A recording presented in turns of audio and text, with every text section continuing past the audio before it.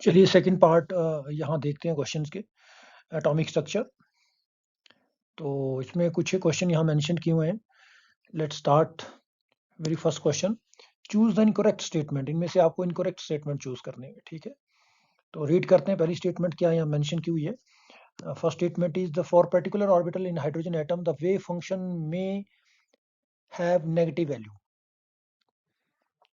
तो हाइड्रोजन के केस में हम देखते हैं बिल्कुल सही स्टेटमेंट है। वेव फंक्शन की वैल्यू जो आपका वेव फंक्शन है ये इसकी वैल्यू पॉजिटिव भी हो सकती है, नेगेटिव हो सकती है, ठीक है। तो अगर इसका हम स्क्वायर लेंगे तो उसकी वैल्यू पॉजिटिव आएगी। हमने देखा हुआ वेव फंक्शन क्या होता है, जो इलेक्ट्रॉन वेव को रिप्रेजेंट करता है, एम्पलीट्यूड ऑफ वेव को रिप्रेजेंट करता है। इलेक्ट्रॉन वेव, इलेक्ट्रॉन को हमने क्या ट्रीट किया हुआ है, particle as well as wave. तो ये ठीक कहा इसने, particular orbital in hydrogen atom the wave functions में हैव नेगेटिव वैल्यू, उसकी वैल्यू नेगेटिव भी हो सकती है। सेकंड रीड करते हैं, रेडियल प्रोबेबिलिटी डिस्ट्रीब्यूशन फंक्शन में have zero value but can never have negative value. बिल्कुल सही है।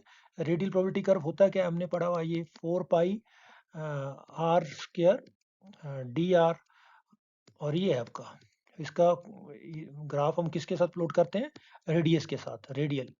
इसको कहते हैं रेडियल प्रोबेबिलिटी डिस्ट्रीब्यूशन कर्व।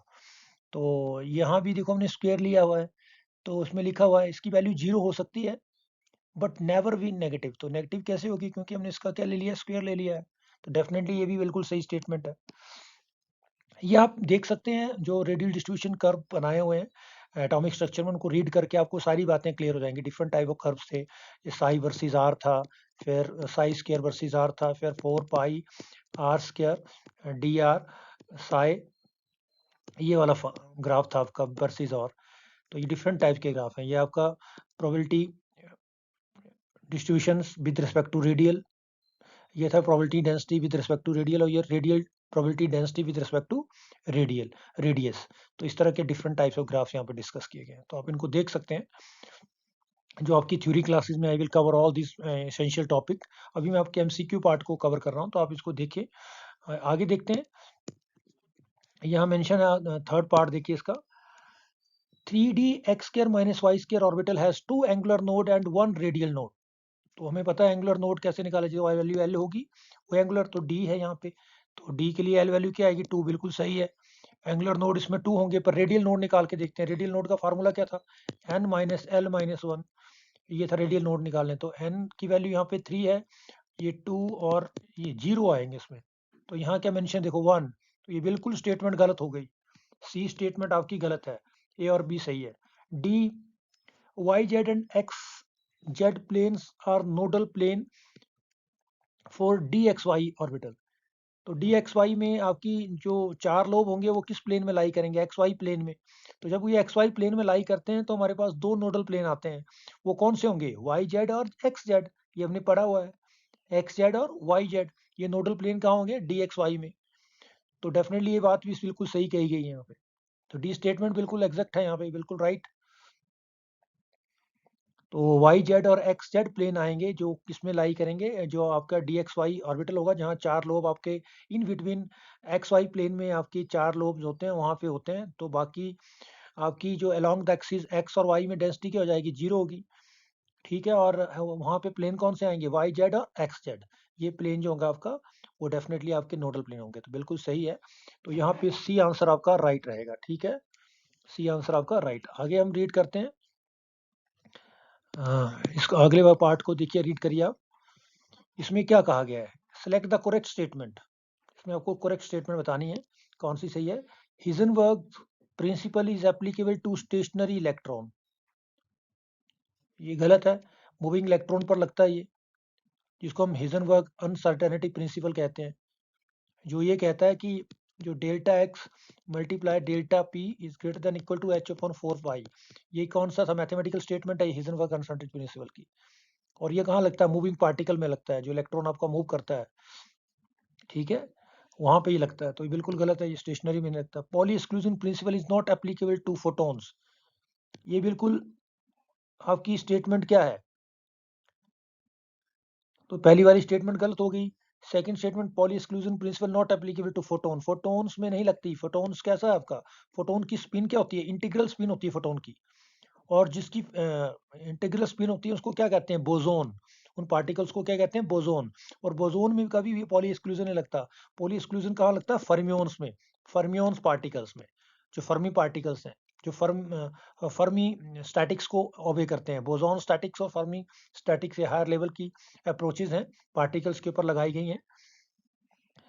तो फर्मियोन्स में लगते हैं, जो आपका जैसे आपका इलेक्ट्रॉन है, प्रोटॉन है, वहाँ पे ये फर्मियोन्स में डिस्कस की गई हैं। तो फर्मियोन्स है ये, क्वार्क, ठीक है। तो वहाँ पे तो फोटोन पे नहीं लगेगा पॉली एक्सक्लूजन प्रिंसिपल, ये बिल्कुल सही है। For electron the product of velocity and principal quantum number. तो चलो इसको देखते हैं, ये क्या कह रहा है आपका। थर्ड स्टेटमेंट रीड करते हैं। For electron the product of velocity and principal quantum number will be independent to principal quantum number. तो चलिए प्रोडक्ट करते हैं, किस किस का प्रोडक्ट दे रखा है। आपका वेलोसिटी है और साथ में आपका प्रोडक्ट किसका, प्रिंसिपल क्वांटम नंबर। तो वेलोसिटी में हम जानते हैं, तो वेलोसिटी क्या होती है, ये हमारा फार्मूला हमने पढ़ा है। nth ऑर्बिट में वेलोसिटी क्या होगी, v नॉट ओवर n, यही है ना। तो नीचे नीचे ये n है और इसके साथ यानी तो या कट कट जाएगा प्रिंसिपल क्वांटम नंबर आपका, n से n कट गया तो बचा क्या, तो इंडिपेंडेंट हो गई। बिल्कुल सही है ये भी। आगे है quantum number n and l determine the value of angular wave function. तो देखो दो तरह के वेव फंक्शन होते हैं, एक रेडियल वेव फंक्शन होता है और एक होता है एंगुलर वेव फंक्शन। तो रेडियल वेव फंक्शन हमें किस पे डिपेंड करता है, याद रखें आप, दो क्वांटम नंबर n और l पे डिपेंड करता है रेडियल वेव फंक्शन। और जो angular quantum radial sorry angular आपका वेव फंक्शन है, वो करता है l और m पे। हमारे पास चार क्वांटम नंबर थे, n, l, m और s। तो जो रेडियल वेव फंक्शन होता है वो किस पे डिपेंड करता है, n और l पर। और जो एंगुलर वेव फंक्शन होता है वो किस पे डिपेंड करता है, l और m। ये बात आप याद रखें, ठीक है। ये सारी बातें एटॉमिक स्ट्रक्चर में डिटेल में कही गई हैं। तो यहाँ पे ये वाली बात भी बिल्कुल सही है। तो यहाँ स्टेटमेंट कौन सी गलत आई आपकी, ए स्टेटमेंट बिल्कुल गलत है। बाकी सारी की सारी स्टेटमेंट आपकी सही है। पॉली एक्सक्लूजन प्रिंसिपल कभी भी फोटोन पे नहीं लगता, वहाँ एप्लीकेबल नहीं होता ये, क्योंकि फोटोन्स जो है वो बोसोन है, उनकी स्पिन इंटीग्रल होती है और हमारे इलेक्ट्रॉन की स्पिन क्या होती है, हाफ इंटीग्रल रहती है, ठीक है। तो यहाँ आगे फोर एन इलेक्ट्रॉन प्रोडक्ट ये हमने डिस्कस कर लिया। ये बिल्कुल सही स्टेटमेंट थी। जब हमने वेलोसिटी को मल्टीप्लाई किया प्रिंसिपल क्वांटम नंबर के साथ तो क्या आया, तो हमारा जो आया वो बिल्कुल इंडिपेंडेंट हो गया वो, ठीक है। प्रोडक्ट क्या हो गया, इंडिपेंडेंट हो गया प्रिंसिपल क्वांटम नंबर में। और क्वांटम नंबर एल और m determine the value of angular wave function. इस तरीके से हमने यहाँ पे मल्टीपल स्टेटमेंट्स में हमने चेक की कि कौन सी सही है और कौन सी गलत है। तो आगे मूव करते हैं। चलिए इस क्वेश्चन को डिस्कस करते हैं। ये क्वेश्चन आपका क्या कह रहा है यहाँ पे, इसमें बताया गया है if the energy of hydrogen atom in the ground state, energy of hydrogen atom ground state में आपको दे रखी हुई है, that is minus E mention है यहाँ पे, ठीक है। Velocity of photo electron emitted, जो आपका फोटो इलेक्ट्रॉन एमिट होगा when photon having energy EP, और फोटोन के पास एनर्जी दे रखी है ईपी, और वो कहाँ स्ट्राइक कर रहा है, लिथियम 2+ आयन में। तो लिथियम 2+ आयन में जो आपका फोटो इलेक्ट्रॉन स्ट्राइक करेगा तो वहां से इलेक्ट्रॉन एमिट होगा और वो मूव करेगा, तो उसकी वेलोसिटी कैलकुलेट करनी है आपको, ठीक है। तो हम जानते हैं फोटो इलेक्ट्रिक इफेक्ट के अकॉर्डिंग जो आपकी फोटोन की जो एनर्जी होती है वो आपकी वर्क फंक्शन, जिसको हम थ्रेशोल्ड एनर्जी कहते हैं, प्लस ये आता है काइनेटिक एनर्जी। तो ये आपकी फोटो इलेक्ट्रिक इक्वेशन बहुत इंपॉर्टेंट है और इसको हम वर्क फंक्शन भी कहते हैं। कई जगह आपको इस तरह लिखा होगा ये, तो सेम इक्वेशन इज ये। तो आपको ये आपको मेंशन है, आपको पहले ये कैलकुलेट करनी पड़ेगी वर्क फंक्शन। तो वर्क फंक्शन किसके लिए निकालना, लिथियम 2+ के लिए। तो लिथियम 2+ के लिए आप वर्क फंक्शन निकालेंगे, लिथियम में सिर्फ एक इलेक्ट्रॉन है ग्राउंड स्टेट में। तो हम जानते हैं एनर्जी किस तरीके से कैलकुलेट करते हैं एनर्जी, ये हमारा फार्मूला है 13.6। अगर हाइड्रोजन लाइक आइंस हो हमारे पास तो यहाँ आएगा Z² और आएगा n²। तो यहाँ भी आपका n की वैल्यू क्या रहेगी, क्योंकि आप ग्राउंड स्टेट में आप 1s से इलेक्ट्रॉन निकाल रहे हैं, यहाँ भी बाकी इलेक्ट्रॉन तो आपके निकल चुके हैं लिथियम में। तो यहाँ से तो ये वैल्यू कितनी आएगी 1, और ये Z की वैल्यू यहाँ पे न्यूक्लियर चार्ज कितना है लिथियम में 3, तो कितना आएगा -13.6 और 9, 3 का स्क्वायर कितना होता है 9। तो ये आपका आया। अब ये वैल्यू आपको पहले से मेंशन है, this is given for hydrogen. तो सिमिलर ये कितनी है, क्योंकि हाइड्रोजन एटम के लिए आपने निकाली हुई वैल्यू और वो पहले से माइनस आपको -E दे रखी हुई है, और वो कितनी है यहाँ पे, ये 13.6, ठीक है।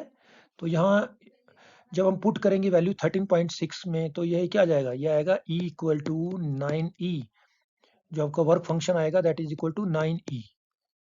तो 9E आएगी आपकी, क्या आएगी आपकी, ये वैल्यू आपकी आने वाली है क्या, 9E आएगी फॉर लिथियम के लिए। अब इसको पुट करके यहाँ देखते हैं, चलिए ठीक है, तो इसको पुट करके देखते हैं तो क्या आएगा।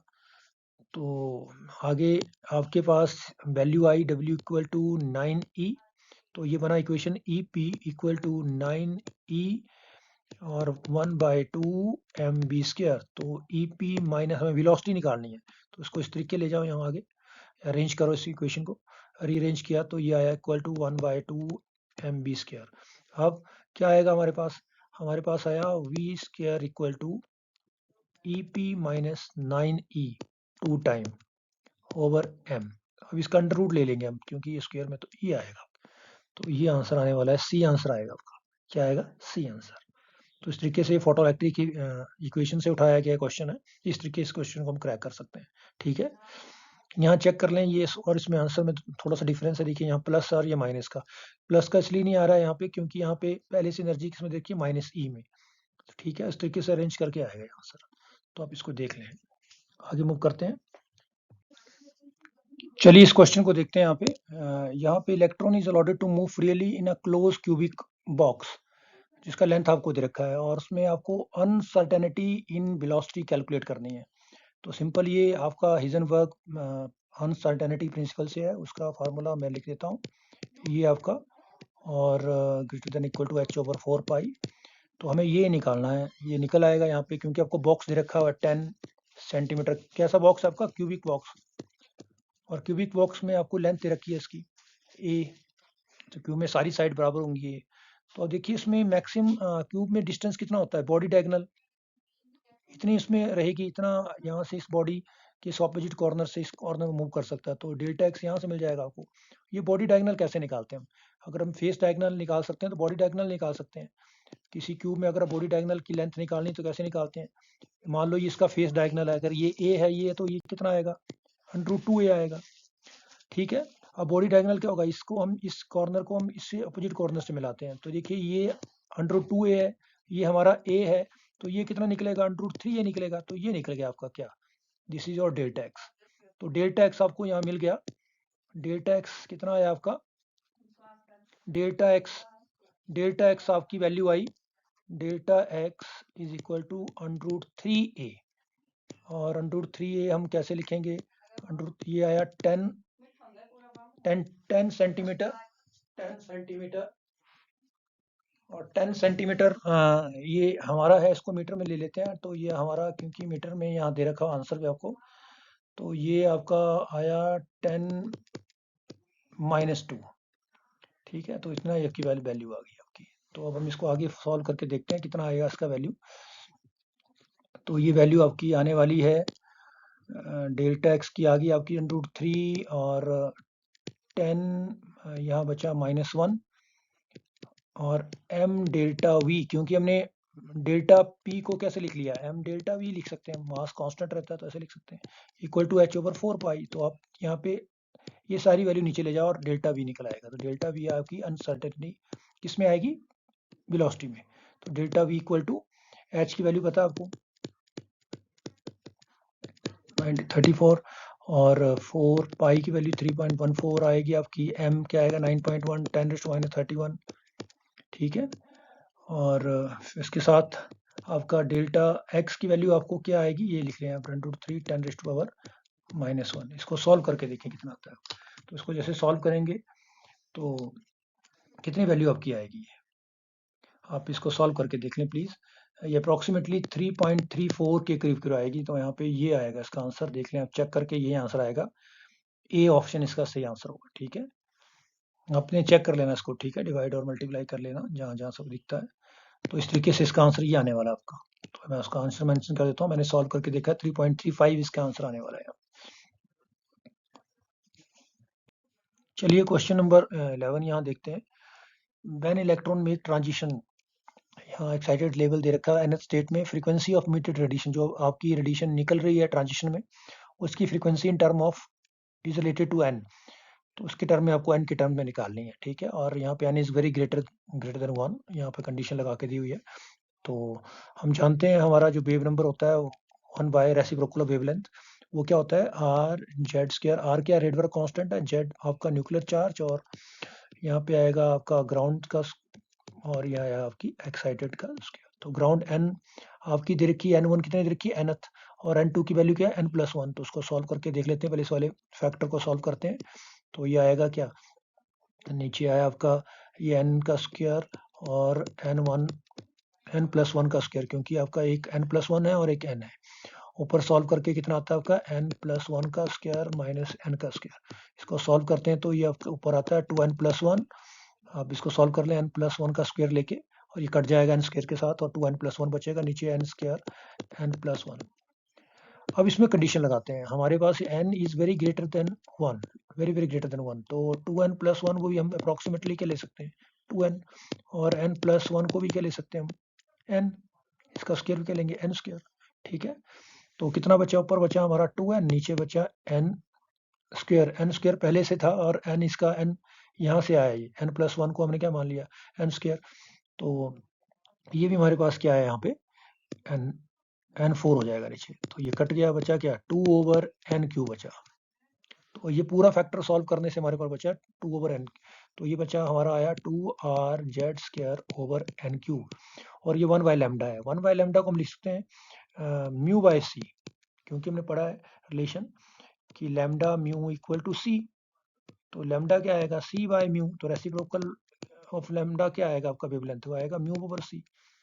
तो μ/c इक्वल टू, तो हमने देखा कि μ/c किसके बराबर आ रहा है आपका, ये आ रहा है, ठीक है। μ/c is equal to this. तो इसको हम यहाँ पे सॉल्व कर सकते, सी को ले जाओ ऊपर और आपका रिलेशन आ गया।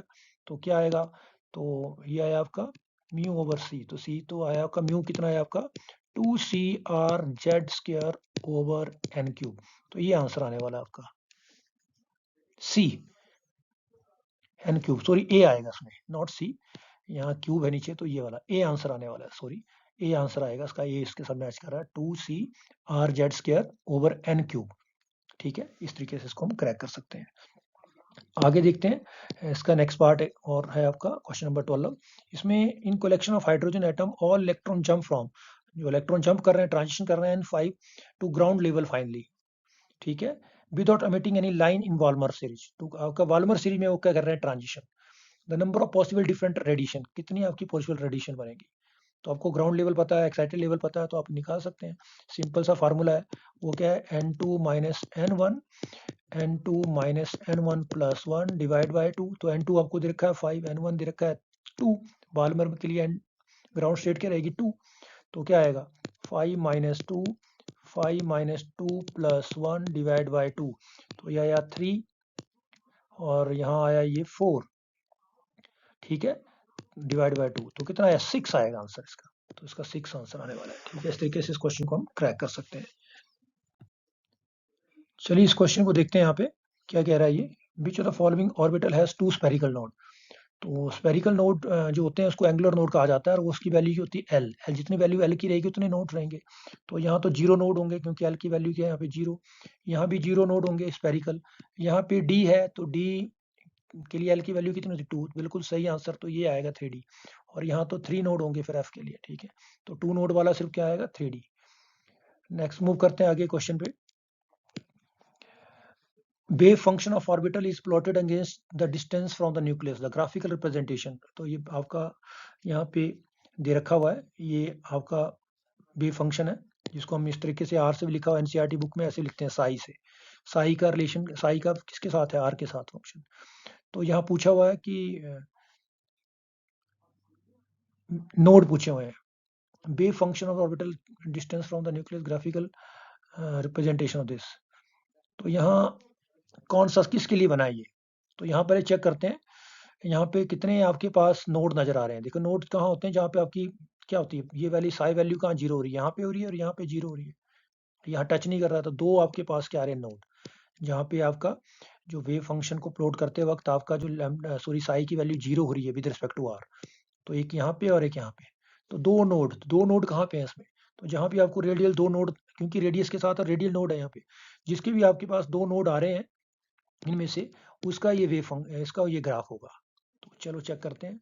यहाँ नहीं आएगा, 1s में नहीं होते हैं, ठीक है। 2s में भी नहीं होते हैं, 3s में होते हैं, क्योंकि देखो रेडियल नोड अगर 3s का निकालते हैं तो क्या होता है फार्मूला रेडियल नोड का फार्मूला रहता है हमारा, नोड होता है क्या, जहाँ पे प्रोबेबिलिटी फाइंडिंग इलेक्ट्रॉन जीरो हो जाए, तो फार्मूला है n minus l minus one. तो यहाँ 3 माइनस 0 माइनस वन, तो इसके लिए आएंगे 2। तो 2 नोड सिर्फ 3s के लिए निकल रहे हैं, ठीक है। तो इसकी ये जो वेव फंक्शन आपका रेडियल वेव यहाँ पे बताया हुआ है आपको, ग्राफ बनाया हुआ है, ठीक है। वेव फंक्शन का साई का विद रिस्पेक्ट टू आर, वो किसके लिए है, 3s के लिए है। तो इस तरीके से इसको हम देख सकते हैं। 174 नंबर क्वेश्चन है, Schrodinger wave equation for hydrogen atom. ये कंप्लीट नहीं है क्वेश्चन, पर चलो देखते हैं।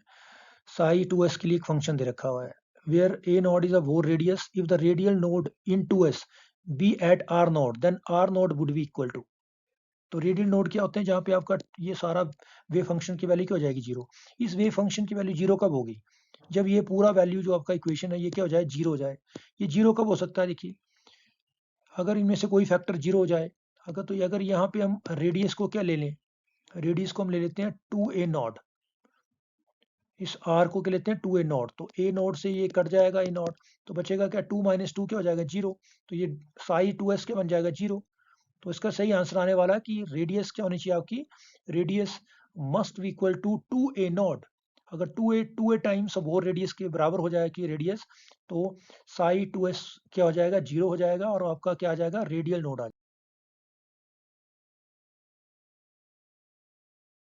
जाएगा। तो यहाँ पे मेंशन था a नॉट ओवर 2, यहाँ शायद मेंशन था 2a नॉट, तो ये आंसर बी रहेगा इसका। और ये बाकी विजुअल नहीं है स्क्रीन पे, इतना मैं बता सकता हूँ आपको कि ये किस तरीके से इस क्वेश्चन को क्रैक किया हमने। हमें सिर्फ साई 2s को जीरो बनाना है, तो आप इक्वेशन में आप किस पार्ट को जीरो बना सकते हैं इजिली। तो यहाँ दिख रहा है कि अगर 2 में से 2 माइनस कर दें तो जीरो हो जाएगा सारा, क्योंकि सारा आपस में क्या प्रोडक्ट में है। तो मैंने आर की वैल्यू के लिए ली, 2a नोड ले ली, तो अगर आर ए 2a नोड हो जाएगा तो ए नोड से ए नोड कट जाएगा, क्या आएगा 2 माइनस टू, तो 2 माइनस टू क्या हो जाएगा, जीरो।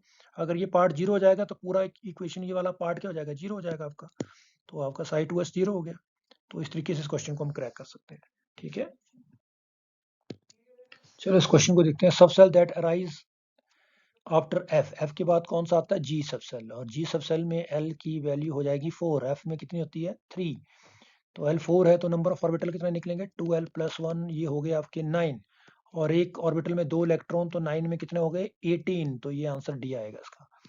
165 में चलते हैं, which of the following electron configuration is correct for iron. तो आयरन का एटॉमिक नंबर 26 होता है, तो आयरन में हमारे पास किस रहते हैं, 4s2 3d6 ये रहती है, आर्गन 4s2 3d6। तो ये चेक करिए, ये इसका रहेगा, ठीक है। Which of the following electron configuration is correct for copper. तो कॉपर में क्या रहता है, 3d10 हो जाता है, और 4s कितना हो जाता है 1, एक्सेप्शनल कॉन्फ़िगरेशन है कॉपर की। तो यहाँ देखिए 3d10 4s1, तो ये आपका नजर आ रहा है 3d10 4s1, ठीक है। यहाँ दो आपके आंसर दे रखे हुए हैं, ये अच्छा आंसर, ये आर्गन ये वाला आएगा, ठीक है। तो ये आपका आंसर है, आर्गन 4s1 3d। टोटल हो गया आपके 30, ठीक है, 29, सॉरी 30 नहीं 29। 167 देखते हैं, the electronic configuration of chromium and copper are abnormal. तो पता है आपको, extra stability due to symmetry, due to extra stability exactly half filled and exactly fully filled ज़्यादा स्टेबल होते हैं। और दूसरी बात क्या है, ये कहाँ आते हैं, डी ब्लॉक में। डी ब्लॉक में 4s और 3d की एनर्जी ऑलमोस्ट सेम रहती है, तभी तो आपस में वो क्या कर सकते हैं, इलेक्ट्रॉन एक्सचेंज कर लेते हैं, जिसके एक्सचेंज एनर्जी बढ़ जाती है इसकी। तो ये दो रीजन होंगे, ए और बी, तो ये both the above. Which are following representation of excited state of atom is impossible. तो यहाँ पे कौन सी आपकी इम्पॉसिबल है, ये सही है, ये गलत लग रही है यहाँ पे, क्योंकि 3p आपका पूरा फील्ड नहीं है, ये आपकी सही है, ऐसा हो सकता है, और ये भी आपकी गलत है, ठीक है। यहाँ पे p में कितने इलेक्ट्रॉन आने चाहिए, अच्छा एक्साइटेड स्टेट में बोला हुआ है इन्होंने, which are following excited state में, तो ये पॉसिबल है। पर यहाँ तो देखिए, तो ऑर्बिटल p के पास कितने होते हैं, सिर्फ 3 ऑर्बिटल, तो यहाँ 7 आ रहे हैं, तो ये गलत हो जाएगा आपका, ठीक है। ये भी आपका सही हो सकता है, क्योंकि आपका 3p के बाद इलेक्ट्रॉन को हम क्या प्रमोट कर सकते हैं, आगे प्रमोट कर सकते हैं, ठीक है। तो नियॉन के बाद आपका कौन आएगा? 3s। ठीक है, और फिर 3p हो सकता है, उसके बाद आपका 4s ऑर्बिटल में, ये पॉसिबली है ऐसे, क्योंकि यहाँ पे आपका रूल अवॉइड नहीं हो रहा है। यहाँ पे आपका देखो ऑर्बिटल p के पास सिर्फ 3 ऑर्बिटल होते हैं और उसमें 6 इलेक्ट्रॉन होना चाहिए, अब 7 आ गए हैं, तो बिल्कुल गलत हो जाता है ये। तो डी इसका गलत जवाब है। चलिए इस क्वेश्चन को देखते हैं। Which of the following quantum number shown show orbital of highest energy. तो हाईएस्ट एनर्जी अगर हम n प्लस एल वैल्यू देखें तो उससे निकल जाएगी यहाँ पे। तो देखिए यहाँ पे n प्लस एल वैल्यू कितनी आएगी आपकी? यहाँ पे n प्लस एल वैल्यू आएगी 4, यहाँ पे V2, और यहाँ पे आएगी 4, और यहाँ पे आएगी आपकी 5। ज़्यादा एनर्जी यहाँ आ गई आपकी, तो डेफिनेटली इसकी एनर्जी क्या होगी आपकी? डी आंसर आएगा इसमें। डायरेक्ट क्वेश्चन है ये। आगे देखते हैं, सब सेल N5L3, उसमें कितने इलेक्ट्रॉन आ सकते हैं? तो L3 आपको L वैल्यू मिल गई तो ऑर्बिटल निकाल सकते हैं आप, 2L प्लस 1, तो कितने आएंगे? 6 प्लस 1 कितने आए? 7 ऑर्बिटल, तो उसके कितने आएंगे? एक ऑर्बिटल में 2, तो 7 टू जा कितने हो गए आपके? 14 इलेक्ट्रॉन आएंगे इसमें। ठीक है, 14 इलेक्ट्रॉन एफ, और आपका सब सेल आ रहा है, और एफ में 7 ऑर्बिटल होते हैं, तो 14 इलेक्ट्रॉन अकोमोडेट करता है। In hydrogen atom energy of electron determine, तो हाइड्रोजन एटम में सिर्फ एनर्जी किस पर डिपेंड करती है? एन के पर, वहाँ पे एल के पर नहीं डिपेंड करती है। मल्टी इलेक्ट्रॉन सिस्टम है तो वहाँ पे एन प्लस एल रूल लगेगा आपका एनर्जी के लिए, तो यहाँ पर ओनली एन पे डिपेंड करती है। आगे देखते हैं, how many electrons in an atom can have N3L2, बहुत डायरेक्ट से क्वेश्चन है। L2, तो L2 में हम जानते हैं D, और D के कितने ऑर्बिटल होते हैं? 5, तो टोटल इलेक्ट्रॉन कितना आएंगे? 10। 2L प्लस 1 करके देख लीजिए आप ऑर्बिटल, तो कितना है? 5, तो 5 को 2 से मल्टीप्लाई कर दे, कितने? 2 इलेक्ट्रॉन एक ऑर्बिटल में 2 आते हैं, तो 5 में कितने आएंगे? 10। तो यहाँ तो डायरेक्ट ये क्वेश्चन 10। आगे देखते हैं ये क्वेश्चन कहता है आपका, how many electron in an atom can have, कितना इलेक्ट्रॉन जब आपके पास क्वांटम नंबर दे रखे हो, यहाँ पे आपको n की वैल्यू दे रखी है, l की भी, m एक ही ऑर्बिटल दे रखा है आपके पास, और एक ही ऑर्बिटल दे रखा है, m की वैल्यू मेंशन है तो मतलब एक ऑर्बिटल दे रखा है आपको बस। ठीक है, और s भी आपको एक ही दे रखा है, मतलब इसमें 2 इलेक्ट्रॉन नहीं है, सिर्फ एक इलेक्ट्रॉन, और कैसा? क्लॉकवाइज। अगर ये यहाँ पे ऐसे होते तो 2 इलेक्ट्रॉन होते हैं इसमें, पर यहाँ पे एक ही वैल्यू दे रखी है s की भी, तो इसका मतलब एक इलेक्ट्रॉन है इसमें, तो सिंपल एक आएगा फिर, यहीं से लग जाता है पता। ठीक है, तो इस तरीके से उसको देखा मैंने, आगे से देखने की जरूरत नहीं आपको। एम की वैल्यू देखी आपने, एम कितनी वैल्यू दे रखी है एम की आपकी? एम की वैल्यू एक दे रखी है, तो डेफिनेटली एक ऑर्बिटल होगा, और एक ऑर्बिटल में अब इलेक्ट्रॉन कितना, कैसे पता लगे कितना इलेक्ट्रॉन है उसमें? एक ऑर्बिटल में 2 इलेक्ट्रॉन होते हैं, तो आपके पास 2 स्पिन होनी चाहिए, प्लस माइनस 1/2 करके, तो यहाँ तो +1/2 है, तो मतलब एक ही इलेक्ट्रॉन है, वो क्लॉकवाइज स्पिन में है आपका, तो एक ही आएगा इसका आंसर। ठीक है, इस तरीके से इस क्वेश्चन को आप क्रैक कर सकते हैं।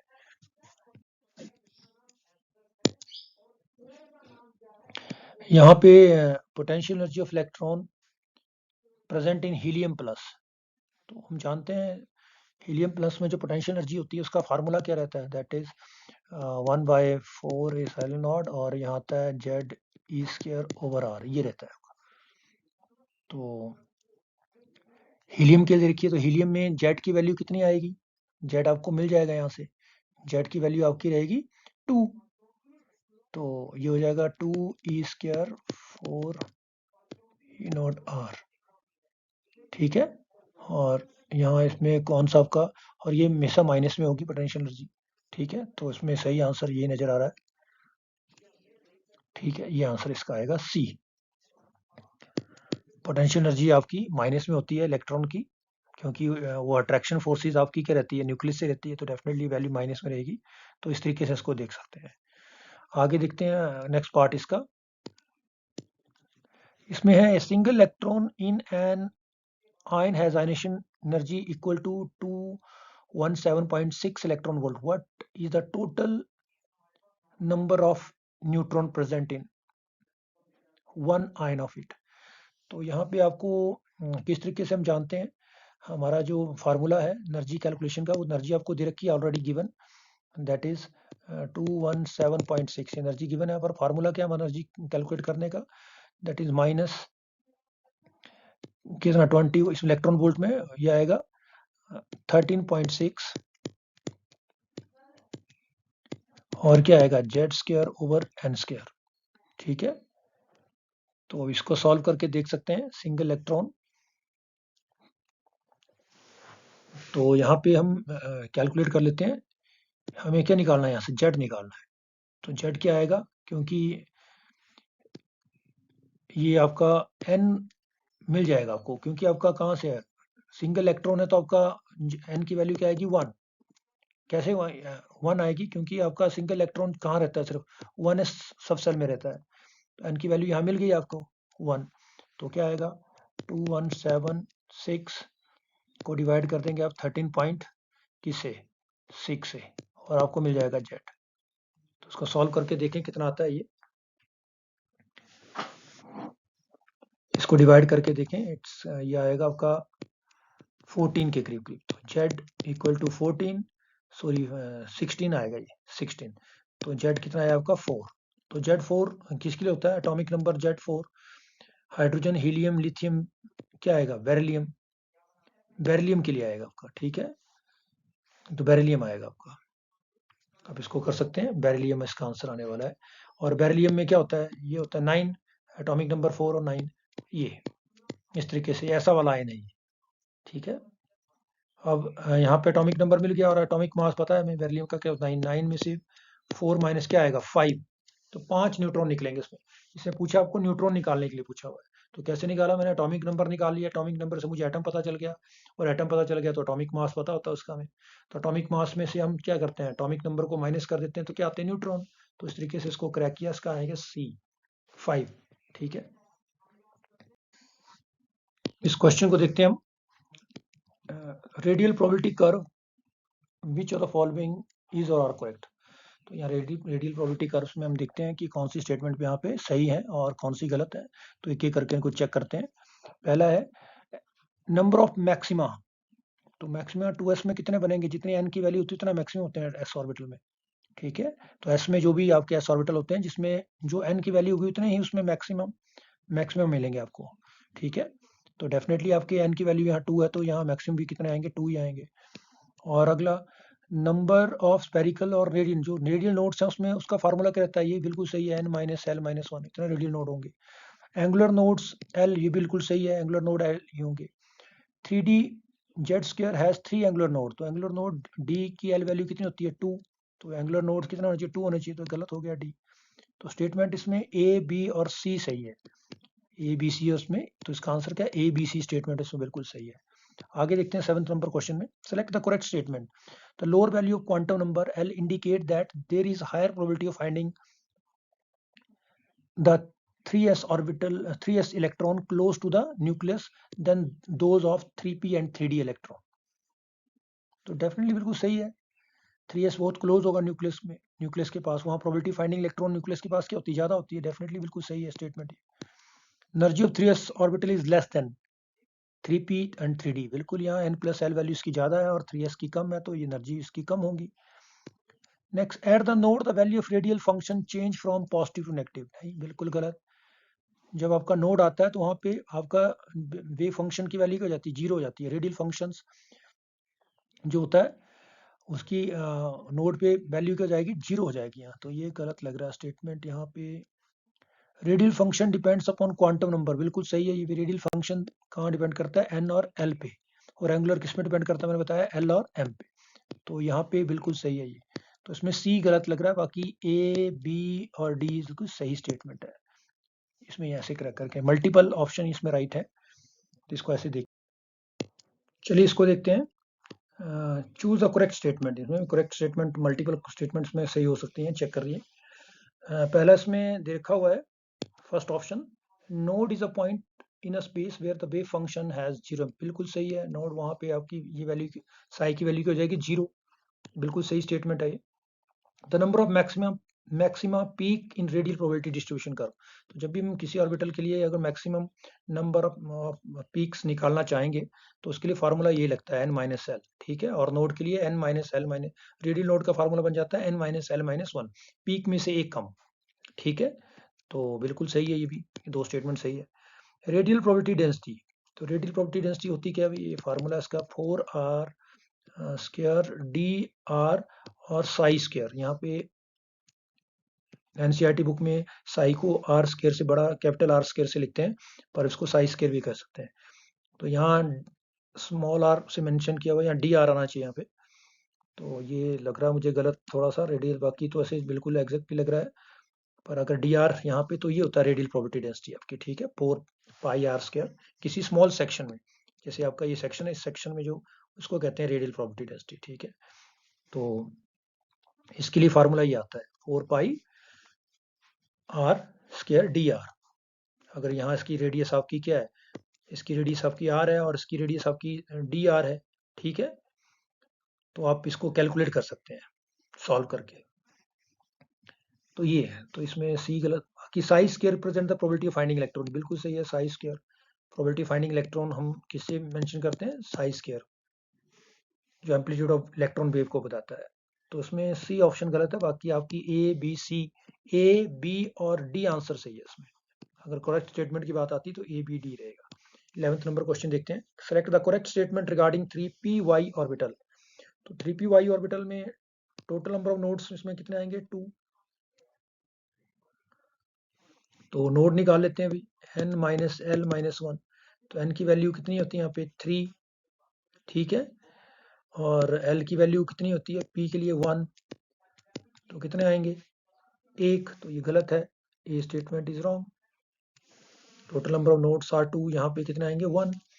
Number of maxima in the curve, तो वो 2 आएंगे बिल्कुल, क्योंकि हमने पढ़ा है क्या होता है n माइनस एल। तो 3 माइनस 1 कितना आएगा 2। तो नंबर ऑफ मैक्सिमम बिल्कुल सही है इसमें 2। Quantum number n l m of orbital, तो n की वैल्यू 3p के लिए क्या आएगी 3, और l की क्या आएगी 1, और m की क्या हो सकती है, m की वैल्यू या -1, ये भी हो सकती है, बिल्कुल सही हो सकता है इसमें nl और m की वैल्यू। तो ये भी सही है, बी भी सही है। डी देखते हैं, मैग्नेटिक क्वांटम नंबर में है पॉजिटिव। तो ये हमने पढ़ा कि मैग्नेटिक क्वांटम नंबर की वैल्यू अगर एल 1 है तो क्या हो सकती है, -1, 0, +1। तो ये कह रहा है कि -1 के अलावा इसमें +1 भी हो सकती है पॉजिटिव वैल्यू, ठीक है, +1 भी आ सकती है इसकी वैल्यू। 0 नहीं, क्योंकि 0 हम pz के लिए लेते हैं, ठीक है। तो इसलिए हम यहाँ पे ये D statement B C D इसका सही आंसर आएगा। तो 11 का बी सी डी और फर्स्ट 10th का आपका ए बी डी, इसके आंसर आप देख सकते हैं, ठीक है। चलिए यहाँ देखते हैं इस वाले क्वेश्चन में सिलेक्ट द करेक्ट स्टेटमेंट। उसमें वन और मोर आंसर इज और आर करेक्ट, तो इसमें भी एक से ज़्यादा करेक्ट हो सकते हैं। तो रीड करते हैं statement first. The phenomena of diffraction of light can only be explained by assuming that light behave as a wave. बिल्कुल, डिफ्रैक्शंस क्या है, आपका इंटरफेरेंस हुआ, रिफ्रैक्शन, यहाँ पे आपको लाइट को वेव ट्रीट करेंगे तभी आप इसको प्रूव कर सकते हैं। और अगर आपको फोटो इलेक्ट्रिक इफेक्ट और ब्लैक बॉडी रेडिएशन को एक्सप्लेन करना है तो आपको लाइट को एज अ पार्टिकल ट्रीट करना पड़ेगा। तो ये बिल्कुल सही स्टेटमेंट है इसमें। De Broglie postulate the dual character existed big में। बिल्कुल, डी ब्रोगली किसके बारे में बताता है, ड्यूल कैरेक्टर ऑफ लाइट, ठीक है। तो wave as well as particle nature होता है लाइट का, ये डी ब्रोगली ने एक्सप्लेन किया था। Third statement, in is atomic model Bohr consider electron. बिल्कुल सही, बोहर मॉडल ने जो आपका इलेक्ट्रॉन था उसको पार्टिकल ट्रीट किया था उसने, ठीक है। क्वांटम ने इसको वेव ट्रीट किया, तब जाके उसको फिर कंप्लीट उसका एक्सप्लेनेशन, एटॉमिक स्ट्रक्चर की एक्सप्लेनेशन आपके सामने आई। The wave nature of electron was proved when diffraction ring were observe photographically when a stream of proton was pass through metal foil. तो ये ऐसा नहीं है, बिल्कुल ये गलत है। डेविसन जर्मर ने इसको एक्सप्लेन किया था वेव नेचर, डिफ्रैक्शन रिंग में ही ये आया था, पर इस तरीके से नहीं था ये। बिल्कुल डी स्टेटमेंट टोटली यहाँ पे गलत लग रही है। तो डी को छोड़ के आपकी स्टेटमेंट ए बी सी मुझे बिल्कुल सही लग रही है, आप इसको चेक कर लें। सेकंड क्वेश्चन देखते हैं, angular momentum of electron can have. तो हम जानते हैं एंगुलर मोमेंटम क्या होता है, M V R equal to N H over 2 pi. तो इसकी वैल्यू क्या क्या हो सकती है, अगर एन की वैल्यू 1 होगी तो ये भी आ सकती है, यस 0.5, 1/2 0.5। अगर एन की वैल्यू 2 हो तो 2/2 ये भी आ सकती है। अगर एन की वैल्यू क्या हो 2, ठीक है। तो इसको अगर हम सॉल्व करें तो क्या आता है, ये आएगा 5/10, तो 10/5, ये भी 2 आई आपकी, ठीक है। और 2/4 ऐसे लिख सकते हैं इसको, सॉरी 4/2। तो ये आएगी आपकी 4/2 एच 4h, एन की वैल्यू 4 आएगी इसमें, एन की वैल्यू क्या आएगी इसमें 4 आने वाली। तो ये भी बिल्कुल सही है। और ये तो बिल्कुल ही गलत नजर आ रहा है, ये तो आपका फ्रैक्शन में आएगा 2.25, ठीक है। क्योंकि ये आपका ये आया 4/5 5/4, तो ये 5/4 तो आपका नहीं, बिल्कुल गलत है, ये डी आपका गलत आ रहा है।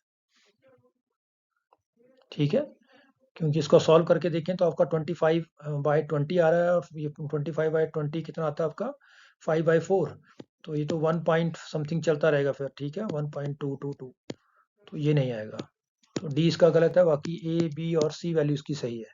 तो एंगुलर मोमेंटम की वैल्यू ऐसी हो सकती है इलेक्ट्रॉन के लिए, आप इस तरीके इसको प्रूव कर सकते हैं। यहाँ आपको ग्राफ दे रखा है विच इज और आर करेक्ट। तो काइनेटिक एनर्जी और जो आपका फ्रीक्वेंसी ऑफ लाइट रहती है उसका ग्राफ ऐसा नहीं आता, बिल्कुल गलत है ये टोटली गलत लग रहा है, क्योंकि आपका फ्रीक्वेंसी बढ़ेगी फोटो इलेक्ट्रॉन की तो आपकी काइनेटिक एनर्जी इलेक्ट्रॉन भी बढ़ेगी आपकी। ठीक है, और ये बिल्कुल सही नज़र आ रहा है, क्योंकि एक मिनिमम फ्रीक्वेंसी आपको थ्रेशोल्ड फ्रीक्वेंसी रिक्वायरमेंट चाहिए, तब जाके आपके फिर इलेक्ट्रॉन रिजेक्ट होना शुरू होते हैं। तो ये बिल्कुल सही ग्राफ नज़र आ रहा है, अगर आप देखें फोटो इलेक्ट्रिक इफेक्ट में ग्राफ को काइनेटिक एनर्जी और फ्रीक्वेंसी का बिल्कुल सही है। और यहाँ लिखा हुआ है intensity of light. Intensity of light के साथ आपका काइनेटिक एनर्जी क्या रहता है, कांस्टेंट रहता है। ठीक है, और जितनी मर्जी इंटेंसिटी बढ़ा लो आपकी काइनेटिक एनर्जी क्या रहेगी, कांस्टेंट। तो ये ग्राफ बिल्कुल सही है। और यहाँ वेवलेंथ के साथ बनाया हुआ है, तो ये बिल्कुल ग्राफ गलत है। वेवलेंथ के साथ काइनेटिक एनर्जी का ग्राफ इस तरीके से नहीं रहेगा, तो ये आपका बिल्कुल आपका ग्राफ कैसे रहेगा, वो क्योंकि वेवलेंथ और फ्रीक्वेंसी के बीच में रिलेशन है भाई। ठीक है ना, वो क्या रिलेशन हम जानते हैं, वेवलेंथ फ्रीक्वेंसी इक्वल टू सी। ठीक है, तो अब वेवलेंथ और फ्रीक्वेंसी का ग्राफ क्या आएगा, सी बाय म्यू। ठीक है, और देखो जैसे आपका फ्रीक्वेंसी बढ़ेगा तो वेवलेंथ क्या हो जाता है, कम, तो ये ग्राफ ऐसा नहीं आने वाला, आपको चेक कर सकते हैं आप। इसमें सिर्फ ऑप्शन बी और सी लग रहे हैं, बाकी ये सारे आपके ए और डी ऑप्शन आपके गलत हैं। तो इसका सही आंसर आपका बी और सी रहेगा। इस क्वेश्चन को देखते हैं, सेलेक्ट इनकरेक्ट स्टेटमेंट, इसमें कौन सी इनकरेक्ट है। तो रीड करते हैं first, if the value of L is zero electron distribution spherical. Definitely जब एल वैल्यू जीरो होगी तो आपका जो ऑर्बिटल आएगा वो कैसा आएगा, एस। और एस कैसा होता है, स्पेरिकल सिमेट्रिकल रहता है, स्पेरिकल सिमेट्रिकल रहता है। ये बिल्कुल सही स्टेटमेंट है। नेक्स्ट है, the shape of orbital is given by magnetic quantum number. ये नहीं, शेप कौन सा ऑर्बिटल देता है, ज्योमेट्रिकल क्वांटम नंबर। और जो मैग्नेटिक क्वांटम नंबर होता है वो डायरेक्शन देता है। ठीक है, ओरिएंटेशन ऑफ ऑर्बिटल के बारे में बताता है, तो ये बिल्कुल गलत नजर आ रहा है यहाँ पे। आगे भी रीड कर लेते हैं, angular momentum of 1s 2s 3s orbital orbit electron are equal. बिल्कुल सही, एंगुलर मोमेंटम की वैल्यू किस पे डिपेंड करती है, एल पे, और यहाँ सब में एल की वैल्यू क्या आ रही है, जीरो। तो सबका एंगुलर मोमेंटम क्या रहेगा, सेम रहेगा, चाहे वो 1s हो 2s 3s 4s, L value के ऊपर ही आपका angular quantum sorry angular momentum depend करता है। ठीक है, तो यहाँ बिल्कुल ये सही स्टेटमेंट है। In an atom all electron travel with same velocity, बिल्कुल सही स्टेटमेंट है। एटम के अंदर जो इलेक्ट्रॉन होते हैं वो क्या करते हैं, सेम वेलोसिटी के साथ क्या करते हैं, in an atom all electrons travel in with same velocity. नहीं नहीं, वेलोसिटी डिफरेंट रहती है, हर ऑर्बिट में वेलोसिटी डिफरेंट रहती है। तो ये भी आपका गलत स्टेटमेंट लग रहा है डी, क्योंकि आपका जो आपका N1 होगा वहाँ आपकी एनर्जी क्या होगी, कम। तो एनर्जी कम होगी तो वेलोसिटी कुछ और होगी, उसकी कम वेलोसिटी होगी वहाँ पे। जितना दूर जाता जाएगा इलेक्ट्रॉन एटम से न्यूक्लियस से, उतनी ज़्यादा उसकी वेलोसिटी होती जाती है, तो डिफरेंट आएगी इसकी। तो बी और डी स्टेटमेंट्स में गलत है। बाकी आपकी स्टेटमेंट ए और स्टेटमेंट सी करेक्ट है। ठीक है, चलिए इस क्वेश्चन को देखते हैं। इसमें कॉलम आपको दे रखे हुए हैं, इसके साथ उसको मैच करना है। तो उस पहले देख लेते हैं डायग्राम्स क्या क्या बनाई हुई हैं यहाँ पे। पहला आपका पार्ट है यहाँ पे ए को देखते हैं, ए के साथ क्या क्या मैच कर। अब यहाँ पे देखिए ए में कितने नोड नजर आ रहे हैं आपको, पहले नोड से इसको कंपेयर करते हैं। यहाँ नोड आपका 1 2 3, 3 नोड आ रहे हैं आपको नजर। यहाँ पे आपका ये कट रही है, लाइन कट रही है, जो आपकी रेडियल एक्सिस है उसके साथ। यहाँ पे यहाँ प्रोबेबिलिटी जीरो होगी, यहाँ भी प्रोबेबिलिटी जीरो, 3 नोड। तो 3 नोड कहाँ हो सकते हैं, 3 नोड अगर हम इसमें निकालें तो उसमें कितने आते हैं, 3D नोड, 4 - 0 - 1, 3 नोड डेफिनेटली। तो ये एक किसके साथ मैच करेगा, पी के साथ। ठीक है, तो ए को मिल गया, ए पी के साथ, किसी और के साथ भी मैच कर सकता है, देख लें आप। जहाँ पे 3 नोड किसमें, यहाँ भी नहीं आएंगे, तीन यहाँ भी नहीं आएंगे, टोटल रेडियल नोड देखिए। तो ठीक है, ये तो उसका तो आ गया ए का पी। बी का देखते हैं। अब बी में देखिए यहाँ पे कितने नोड है, 1 2 3 नोड है। तो 3 नोड कहाँ आ रहे हैं, 3 नोड आप 4 में एस में भी आ रहे हैं, बिल्कुल इसके साथ मैच करता है, ये पी के साथ मैच करता है। और देख लेते हैं कहाँ पे आपके 3 नोड आएंगे। यहाँ भी आपके 5p में कितने आते हैं, 5 - 1 - 1, यहाँ भी 3 आ रहे हैं, तो क्यू के साथ ही मैच करता है ये। और 6D में देखिए 6 -2 -1, यहाँ भी कितने आ रहे हैं आपके 3 नोड आ रहे हैं, तो यहाँ भी आ रहा है, तो P इस जो आपका B है वो PQS के साथ मैच करेगा, और A किसके साथ कर रहा है, P के साथ, ठीक है। और इसकी इवन आप इसके जो पीक से कितने पीक है इसमें, 1 2 3 4, 4 पीक हम निकाल सकते हैं, n माइनस, तो यहाँ 4, इसमें देखो 4 पीक आ रहे हैं, डेफिनेटली आ रहे हैं 4, क्योंकि s जो आपके s ऑर्बिटल होते हैं, जो आपके s सब सेल है, उसमें जो आपकी n वैल्यू रहती है वही आपके क्या होते हैं, पीक होते हैं, तो यहाँ देखो 4, और यहाँ पीक निकालने का फार्मूला क्या है, n माइनस एल, तो यहाँ भी देखिए 4, और यहाँ भी क्या आएंगे 4, तो इस तरीके से भी कर सकते हैं, नोट से भी निकाल सकते हैं। आगे देखते हैं see, angular probability depends upon theta and phi, तो जो आपका एस होता है वो कभी भी एंगुलर प्रोबेबिलिटी वहाँ नहीं होती है एस ऑर्बिटल में, तो एस के अलावा जो भी आपको नजर आ रहे हैं कौन से यहाँ पे, पी और डी, ये वाले एस हैं, यहाँ नहीं होगी, तो एंगुलर प्रोबेबिलिटी किस पे डिपेंड करती है, थीटा और फाई में, तो पी और डी वाला आएगा, तो इसका आएगा क्यू और एस, और डी वाला देखते हैं at least one angular node is present, तो ऐसे ऑर्बिटल जहाँ पे आपके पास सिर्फ एक एंगुलर नोड कम से कम होना चाहिए, उससे ज़्यादा हो सकते हैं, तो एस में तो एंगुलर नोड होते ही नहीं है, क्योंकि एस में एंगुलर नोड क्या हो जाएंगे, एल एंगुलर नोड होते हैं क्या, एल की वैल्यू, तो एस की में एल की वैल्यू क्या होती है 0, तो किस में आएंगे एंगुलर नोड आपके, एंगुलर नोड आपके एक क्यू और एक आएगा एस, तो इसका भी क्यू और एस आंसर रहेगा आपका, ठीक है। तो हमने मैच कर लिया, ए का आंसर जो रहेगा पी, बी का रहेगा पी क्यू एस, सी का रहेगा क्यू एस, और डी का रहेगा क्यू एस, इस तरीके से इसको हम मैच कर सकते हैं, ठीक है, तो ये इसका आंसर है।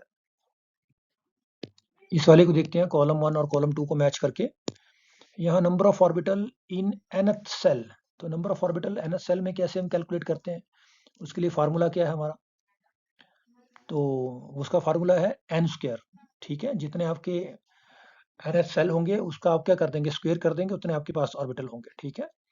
तो पहले का तो हमको मिल गया आंसर, आपको पहले का आंसर क्या रहेगा आपका, ये n स्क्वायर।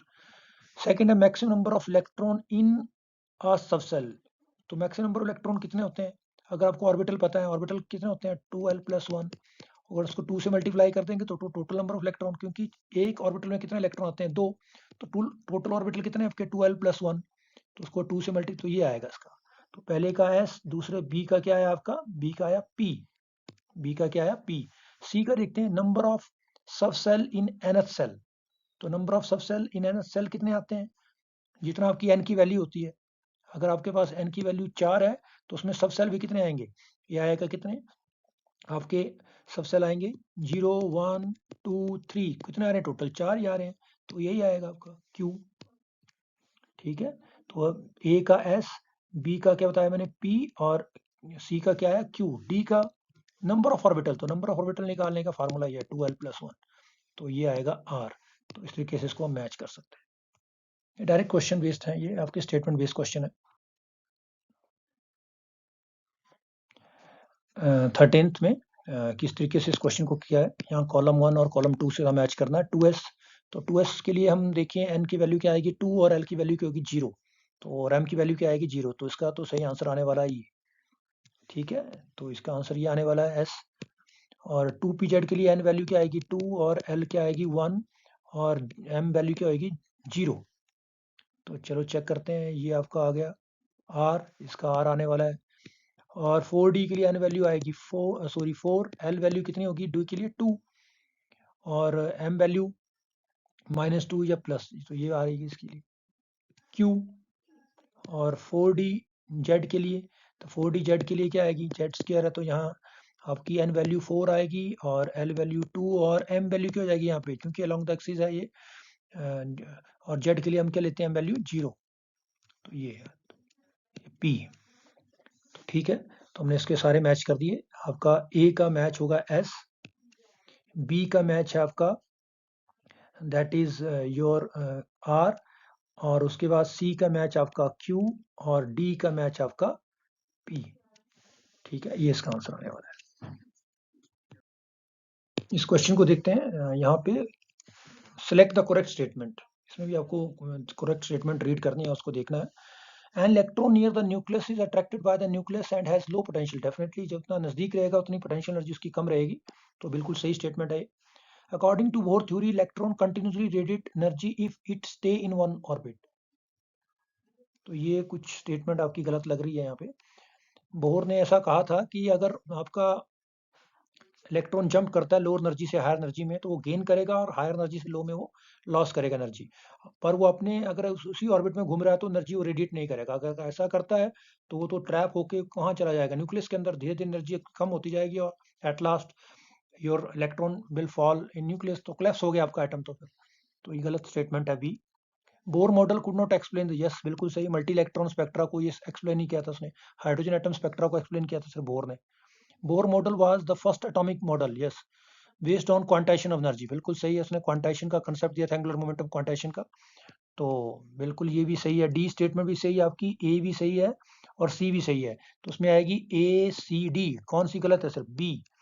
तो इसका सही आंसर है ए सी डी। आगे देखते हैं fifth, choose the correct statement.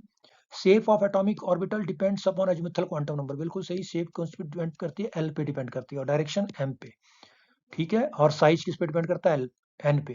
तो बिल्कुल सही है, एजीमुथल क्वांटम नंबर को हम एल से नोट करते हैं। तो पहली स्टेटमेंट सही है। Orientation of N atomic orbital depends upon magnetic quantum number, देखो मैंने कहा था डायरेक्शन और ओरिएंटेशन मैग्नेटिक में, बिल्कुल सही है। ये स्टेटमेंट बेस्ड क्वेश्चन है। Energy of electron in an atomic orbital of multi electron depends upon principal quantum number only, ये गलत है। अगर मल्टी इलेक्ट्रॉन में ये n प्लस एल पे डिपेंड करती है एनर्जी, और अगर आपका सिंगल इलेक्ट्रॉन हाइड्रोजन एटम की बात करें तो वहां पे ये सिर्फ n पे डिपेंड करेगी।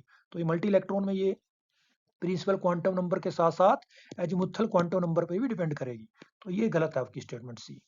D statement, number of degenerate orbital atomic orbital of one type depends upon the value of azimuthal quantum number, बिल्कुल सही। अगर एजीमुथल क्वांटम नंबर की वैल्यू आपकी 0 है तो वो आपके डीजेनरेट ऑर्बिटल 0 निकलेंगे, अगर 1 है तो कितना निकलेंगे आपके पास, तो आप निकाल सकते हैं 3 निकलेंगे। तो ये बिल्कुल सही स्टेटमेंट है। उसमें भी आपकी क्या आया, ए बी और डी स्टेटमेंट सही है, बाकी सी आपकी गलत है इसमें, ठीक है, ये वाली स्टेटमेंट गलत है, ए बी और डी स्टेटमेंट सही है।